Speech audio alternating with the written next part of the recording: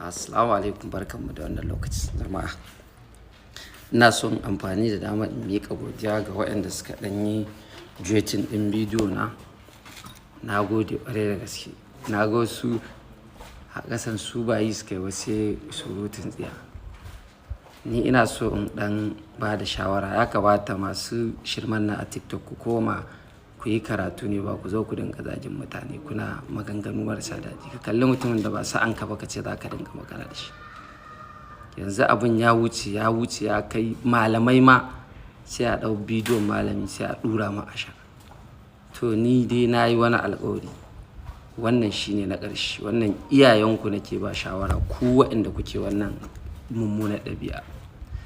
Wallahi duk wanda na ƙara damƙa, na rantse da Allah, duk wanda na ƙara damƙa ya min abin da bai kamata ba na zagi ko na cin mutunci ko na batanci. Na rantse da Allah, babansa in ya durƙusa ya riƙe ƙafata ko babarsa, in ba sai na bincike a gun ba, Allah ya tsine mu. Wallahi sai dai bidiyon za a yi ta zagayawa. Shekaran jiya kai a cikin tsukukun nan an kama mutane sun kai 10, amma duk wanda ka kama babansa fa da ga baban da furfura ya zo ya durƙusa ma ko babarsa. Me isa kuke sa iyayenku? Kuna nan kuna abu, iyayenku suna can suna neman abin da za ku ci. Wani ma kuɗin uwarsa ko ubansa zai sa ta ya zo ya data in ba ta bashi ba.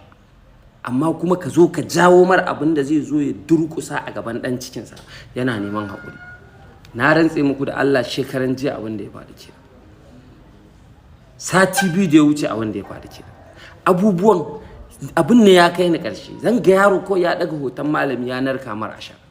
To ku shiga taitayenku. Su iyayen ina ba su shawara kuma ku gaya musu wallahi wannan shine na ƙarshe. Duk wanda ya ƙara shiga ko mata, ni dai ne wannan alƙawarin, saboda in ba mu tashi mun gyara ba, ƴaƴanmu da ƴannanmu za su taso, za ku koya musu yadda ake haka. Yadda mutum zai kalli shugaba ya ɗura ma ashar ko ya zagi wani, ya zagi banza, to an daina.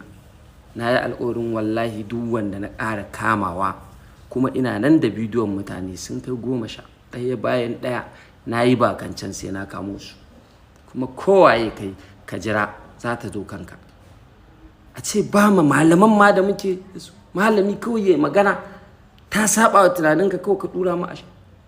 Sannan na rubuta wannan, wasu suna zuwa wannan rubutan duty, wani duet. Ina kallon ku je gaban duet ɗin ku ƙara ting sai ku faɗa ku ga me zai ba ku. Kar ku damu da harshe na, shi harshe na larabci da hausa ya saba da shi. Yawwa, da Allah mu kiyaye, mu san mutuncin junanmu dan Allah, please. Ina godiya wa inda suka